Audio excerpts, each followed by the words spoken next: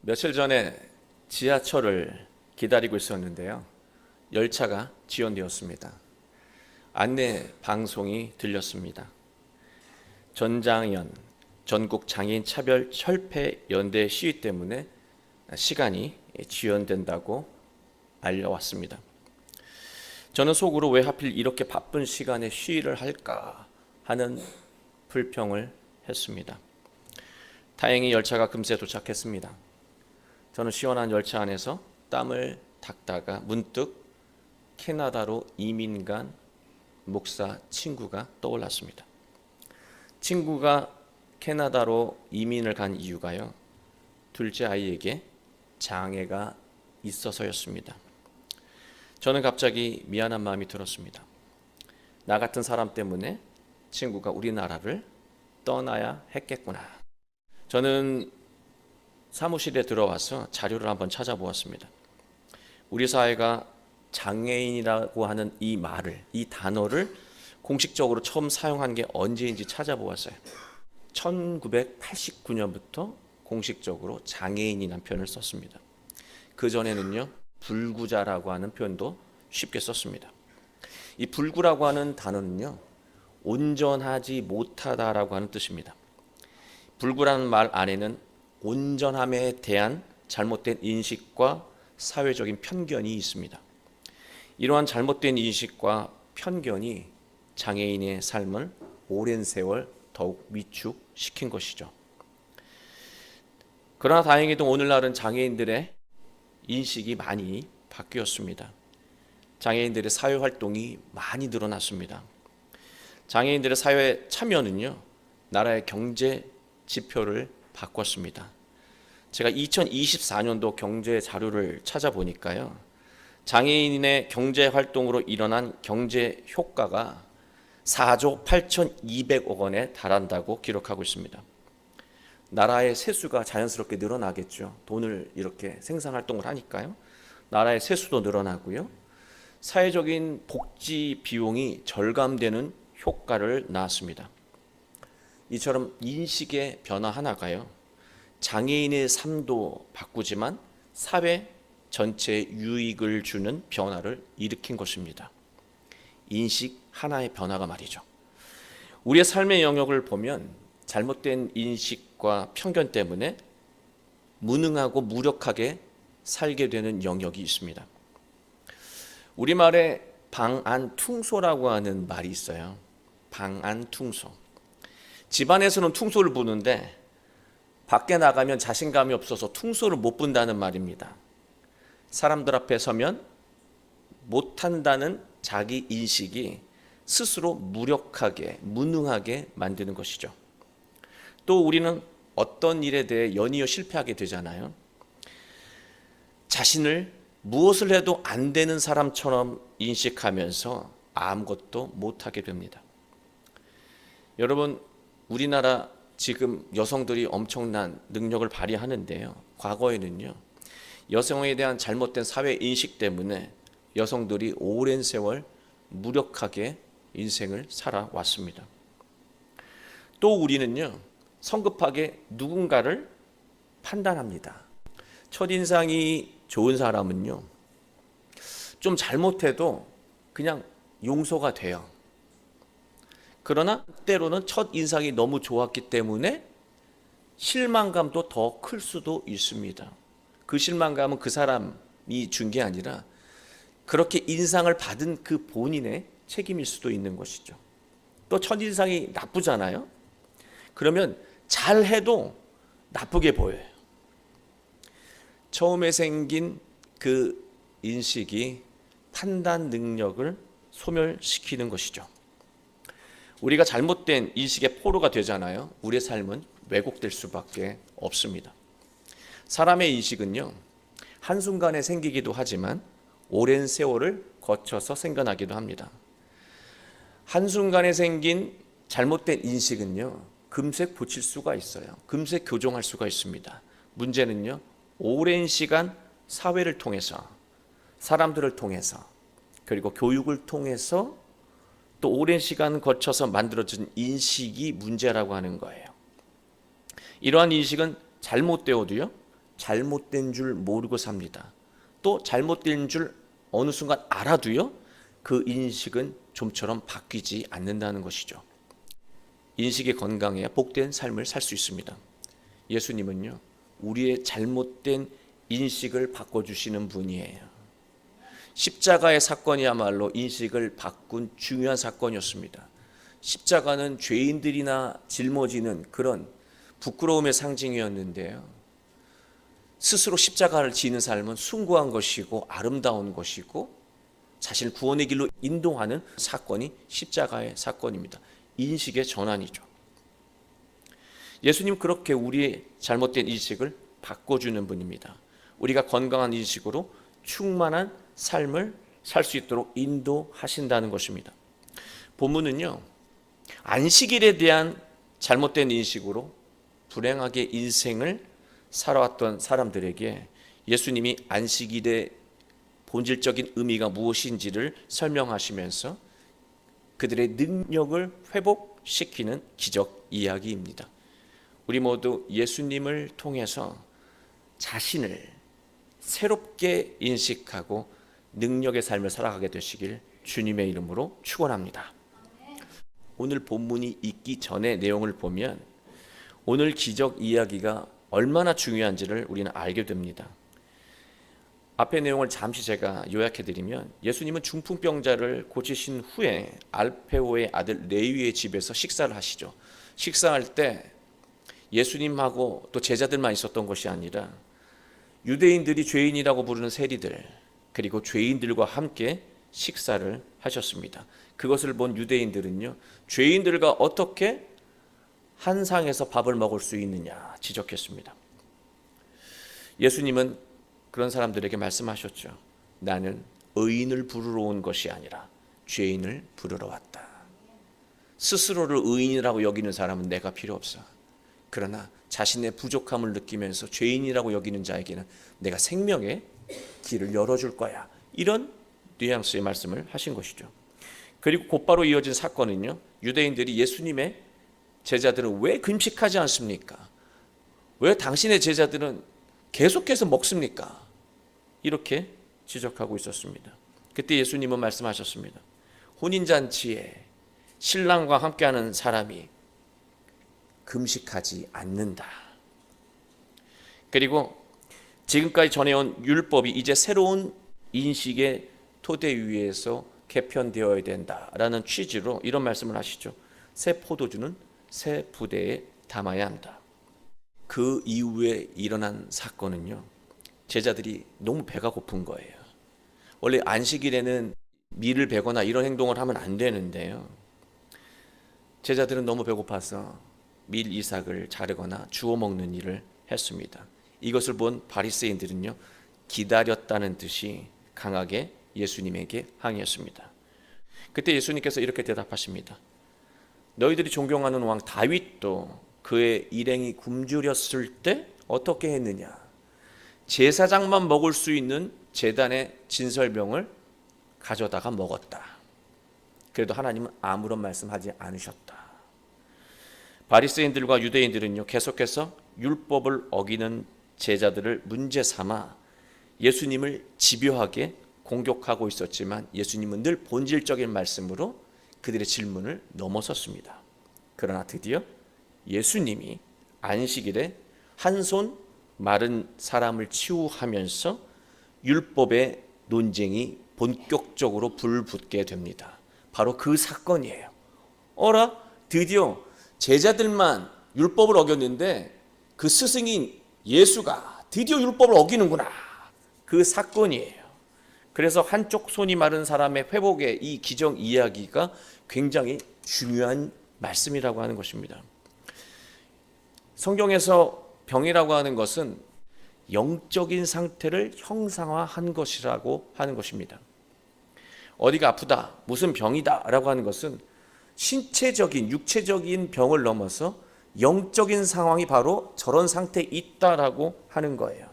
그렇다면 한쪽 손 마른 사람은 어떤 영적인 상태에 있었던 사람일까요? 이 마르다라고 하는 거 있죠. 한 손이 마르다. 이 마르다라고 하는 크세라이노라고 하는 단어는요, 오그라들다, 시들다, 뭐 그런 의미의 말입니다. 수분이 없어지면 오그라들잖아요. 시들지 않습니까? 그런 의미의 단어예요. 근데 이 단어가요, 동사인데 수동태로 쓰였습니다. 다시 말해서 외부의 영향을 받아서 오그라들었다는 거예요. 시들었다는 거예요. 여러분, 살아있는 것이 메마르고 오그라들고 시들면요, 그것은 죽어가는 것입니다. 그런데 죽어가는 것이 다름 아닌 뭐예요? 손입니다. 손은 성경에서 능력과 권능을 상징하는 단어예요. 손이 마르고 시들고 오그라들었다라고 하는 것은요, 삶의 능력을 잃고 무능하고 무력한 상태로 살아가는 것을 상징하고 있는 것입니다. 우리가 여기서 놓쳐서는 안 되는 내용이 있습니다. 두 손이 마른 게 아니고요, 한쪽 손만 말랐다는 거예요. 한쪽 손만 시들었다는 거예요. 한쪽 손만 쪼그라들었다라고 하는 것입니다. 유대인들은 율법에 따라 안식일에 일하지 않죠. 위급하지 않으면요, 병자를 치유하지도 않습니다. 유대인들은 평일에는 잘 살다가 안식일만 되면 무력한 존재로 돌변합니다. 마가는요, 안식일만 되면 무능해지고 무력해지는 유대인들을 한 손이 마른 사람으로 형상화한 거예요. 회당 안에 있던 한 손이 마른 사람은요, 회당 안에 있던 모든 사람들의 영적인 상태를 대표하는 사람이라고 하는 거예요. 회당에 있던 사람들은 안식일에 대한 잘못된 인식으로 인해 모두 한쪽 손이 마른 사람처럼 무능하고 무력하게 살고 있었습니다. 여러분, 회당 안에 있던 사람들, 한쪽 손이 마른 사람은요, 2000년 전에 그 누군가가 아니라 오늘을 살아가는 우리예요. 우리 자신이라고 하는 것입니다. 하나님은 우리에게 두 손, 두 개의 권능을 주셨는데요, 우리는 잘못된 인식의 영향을 받아서요, 한 손만 쓰고 살아가고 있다는 것입니다. 여러분이 평생 한 손을 깁스를 하고 살아야 된다고 생각해 보세요. 그러면 얼마나 불편하시겠습니까? 지금 우리가 그런 상태로 살고 있다는 거예요. 예수님의 눈에는 많은 능력이 있는데 잘못된 인식으로 인해서 그 능력을 발휘하지 못하고 한쪽 손에 의지해서 살고 있다라고 하는 거예요. 예수님 그것을 지적하고 있는 것입니다. 우리가 물질 만능이라고 하는 인식에 젖어 살게 되잖아요. 재물을 모으는 일에는 능력이 발달을 해요. 부족하면 부족한 대로 발달을 합니다. 그러나 정작 자기 자신을 존엄하게 만드는 선한 일에는 무력한 존재, 무능한 삶을 살게 된다는 거예요. 또 부모가요, 자녀에게 착한 삶의 본질을 가르치지 않으면서 무턱대고 착한 삶만을 강요하잖아요. 어떤 일이 일어나냐면 자녀는 착함에 대한 잘못된 인식이 생겨서 타인과의 관계 속에서 자신을 지키지 못하는 무력한 존재가 된다는 거예요. 너는 착하잖아, 참어. 너는 착하잖아, 아무것도 하지 마. 너는 착하잖아, 부당한 건 말하지 마. 너 좋은 사람이잖아. 이건 착한 게 아니라 착함에 대해 잘못된 인식에서 나오는 행동들이에요. 자기 자신도 지킬 줄 모르는 사람은 진정 착할 수가 없는 것이죠. 착하긴 해야 돼요. 그런데 잘못된 착함의 인식은요, 자기 자신도 지키지 못하는 삶을 살게 만든다는 거예요. 또 우리는 사람들의 시선과 평가에 따라서 자신을 인식하고 살아갑니다. 사람들이 자신을 좋게 평가하면은요, 우쭐대면서 금세 교만해집니다. 반대로 사람들이 나쁜 평가를 하잖아요. 금세 의기소침해져서 위축되어 버립니다. 사람이 외부의 반응으로 생겨난 인식으로 살게 되면은요, 불행한 인생을 살 수밖에 없습니다. 유대인들은 예수님이 과연 안식일에 병자를 치유하는지 예의주시하고 있었습니다. 만약에 이 안식일에 병자를 치유하는 일을 하면 가만히 안 있겠다라고 하는 마음으로 보고 있었죠. 3절 말씀을 보시면 예수께서 손 마른 사람에게 이르시되 한가운데 일어서라 하시고, 예수님은 회당에 있는 사람들이 모두 볼 수 있도록 한가운데 일어서라고 명령하셨습니다. 여러분, 예수님께서 지금 손이 마른 사람 일어서라고 하셨잖아요. 일어서는 것과 손이 무슨 관계 있을까? 관계가 있죠. 예수님께서 일어서라고 말씀하실 때 이 일어서다, 이 에게이로라고 하는 동사, 이 단어는요, 부활을 설명하실 때 쓰시는 단어예요. 예수님은 부활을 설명하실 때 총 3개의 단어를 쓰시는데요, 그 중에 한 단어가 에게이로, 일어서다입니다. 예수님은 안식일에 아무것도 안 하는 삶을 죽어 있는 상태로 보신 거예요. 주저앉아 살아가는 삶으로 보신 거예요. 그러니 일어서라고 말씀하고 있는 것입니다. 그런데 다음에 나오는 말이 더 특이합니다. 예수님은 특이하게도 병자를 치유하시는 것이 아니라 나쁜 의도를 가지고 이 상황을 지켜보고 있는 유대인들의 마음을 꿰뚫어 보시고 그들과 논쟁이 될 만한 질문을 하고 계시다라고 하는 거예요. 4절 말씀에 그렇게 나옵니다. 그들에게 이르시되, 치유하다 말고 갑자기 유대인과 바리새인들과 논쟁을 시작한 거예요. 안식일에 선을 행하는 것과 악을 행하는 것, 생명을 구하는 것과 죽이는 것 어느 것이 옳으냐 하시니 그들이 잠잠하거늘. 왜 예수님은 병자를 치유하지 않으시고 또 치유하다 멈추시고 안식일에 관한 논쟁을 하셨을까요? 안식일 논쟁과 병자의 치유가 같은 것이기 때문입니다. 이게 무슨 말이냐면요, 한쪽 손이 마른 사람은요, 안식일만 되면 무능한 삶을 반복해온 사람을 상징한다고 말씀드렸어요. 이 사람이 이렇게 무능하고 오그라든 쪼그라든 인생을 살게 된 거는 안식일에 대한 잘못된 인식에서 비롯된 거예요. 그러니 안식일에 대한 인식이 새롭게 건강하게 되면 그 사람의 삶은 변화되는 거예요. 그래서 예수님은 안식일이 무엇인지를 먼저 말씀하신 거예요. 안식일에 대한 인식을 바꿔주신 거예요. 병자의 치유는 안식일에 대한 인식이 바뀌는 것부터 시작되는 거예요. 우리의 신앙의 능력은요, 신앙이 대체 나에게 무엇인가라고 하는 온전한 인식에서 그 신앙의 능력이 나타나는 거예요.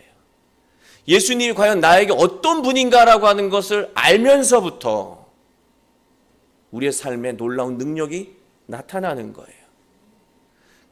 그런 것과는 관심이 없고 그냥 내가 원하는 것, 요술램프의 종처럼 그렇게 해내시오라고 생각한다면 그런 신앙과 삶엔 아무런 능력도 아무런 변화도 일어나지 않는다는 것이죠. 온전한 인식이 전제되어야 하는 거예요. 예수님은 안식일의 본질적인 의미를 물으신 겁니다. 너희들은 알고 있냐? 하나님은 안식일에 쉬라고 말씀하셨죠. 이것을 철저하게 지킨 거예요. 유대인과 바리새인들은 쉬라. 쉬라고 하신 이유가 뭘까요? 살리기 위해서입니다. 살아있는 것은 쉬지 않으면 죽습니다. 땅도 죽고요, 동물도 죽고요. 그 당시에 사람이라고 여기지 않았던 종도 쉬지 않으면 죽습니다. 주인도 욕심에 가득 차면 쉬지 않고 일하겠죠. 죽습니다. 안식일의 목적은요, 아무것도 안 하는 게 목적이 아니고요, 생명에 있다라고 하는 거예요. 살리는데 그 목적이 있다라고 하는 것이죠. 살리기 위해서 아무것도 하지 말라고 말씀하신 거예요. 그러면 유대인들처럼 가만히 있으면 온전한 쉼이, 안식이 이루어지는 것일까? 집안에 가만히 침대에 누워 있으면 안식이 이루어질까? 회복이 일어날까? 아니라고 하는 것을 우린 잘 알고 있습니다. 우리의 내면이 불안하고 속상하면은요, 쉬어도 쉬지 못한다는 것을 알고 있습니다. 안식이라고 하는 이 한자어 있잖아요. 한자어가 안식일의 의미를 참 잘 설명하더라고요. 안식이라고 할 때 이 안자는요, 편안할 안자입니다. 그리고 식자는 숨 쉴 식자입니다. 그러니 안식의 본래 의미는 편안하게 숨 쉬는 거예요. 고르게 숨을 쉬는 것이 안식이라고 할 수 있는 거죠. 고르게 숨을 쉴 수 있을 때 비로소 안식이 이루어진다는 말이에요. 여러분, 우리가 화가 나면 씩씩대잖아요. 호흡이 빨라집니다. 우리는 불안하거나 걱정되면은요, 심장이 두근두근 거려요.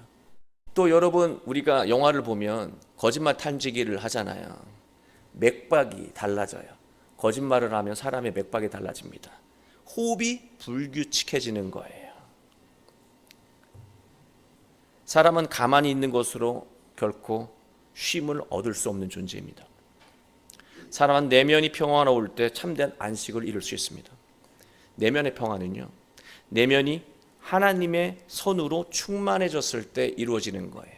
우리의 불의한 생각들, 어리석은 생각이 아니라 하나님의 선으로 충만해졌을 때 비로소 우리의 내면이 평안을 누리게 되는 거예요.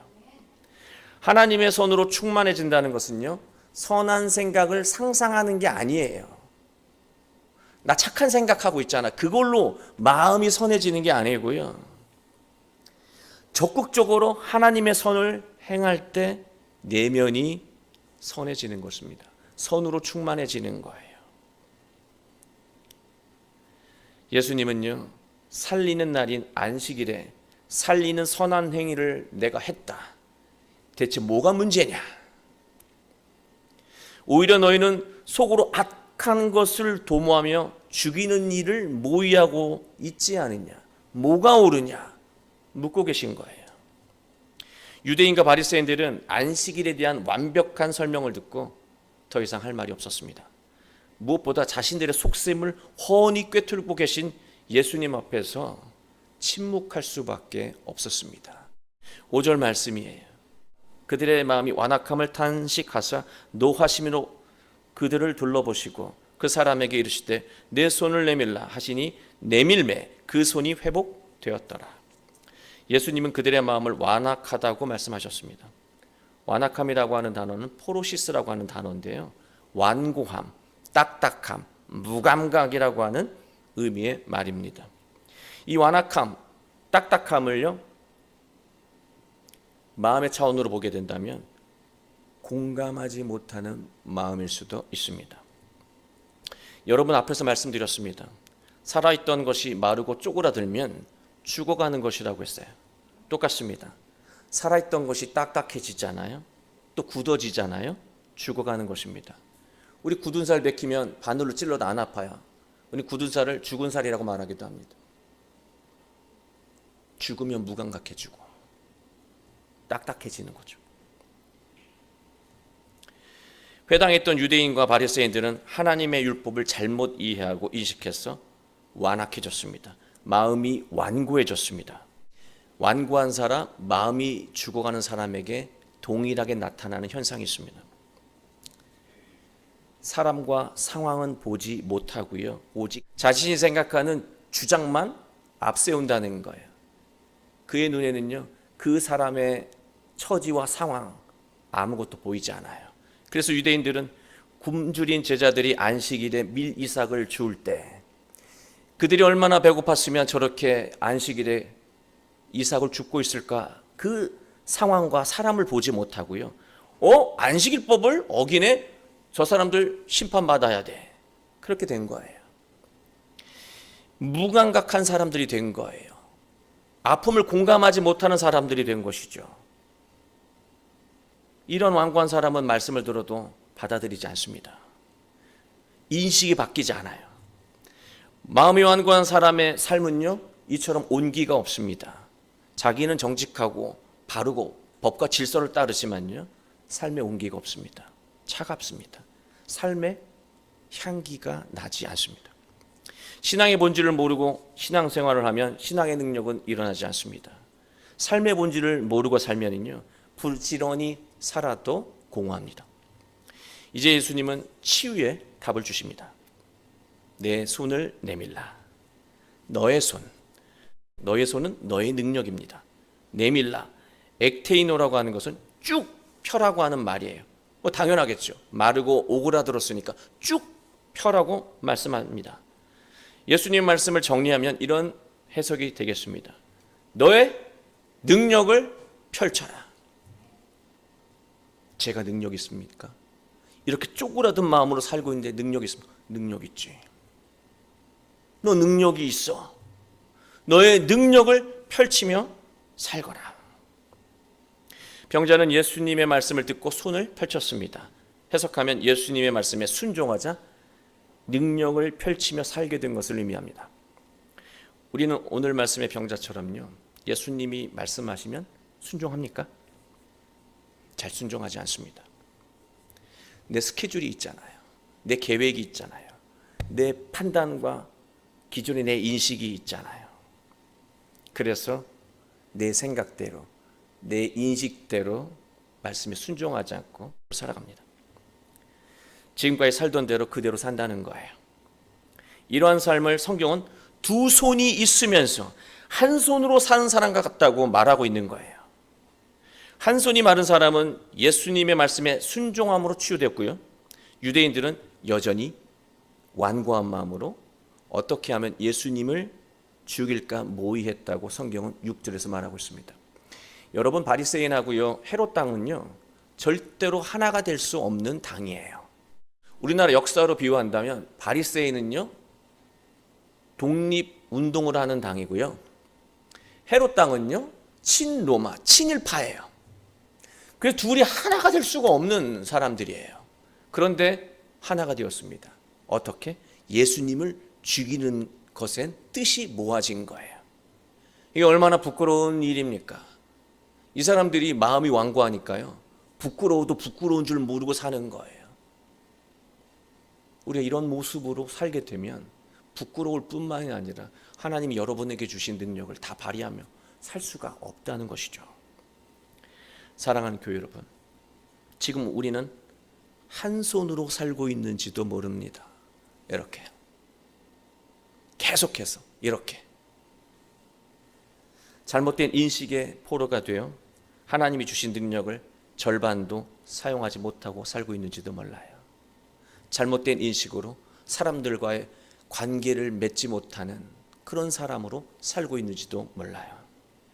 우리가 하나님이 주신 능력을 발휘하며 복된 인생을 사는 길은요, 예수님의 말씀을 통해서 삶의 인식을 바꾸는 것뿐입니다. 그리고 우리가 예수님이 말씀하실 때 그 말씀에 순종할 때 우리는 지금까지 잠재되어 왔던 능력을 발휘하며 감동적인 인생을 살 수 있습니다. 우리 모두 예수님을 통해 신앙과 삶을 새롭게 인식하고 나 자신을 새롭게 인식하고 내가 대하는 모든 사람들을 새롭게 인식하고 또 말씀에 순종함으로 능력의 삶, 복된 관계를 이루며 살아가는 삶을 이루시길 주 예수 그리스도의 이름으로 축원합니다.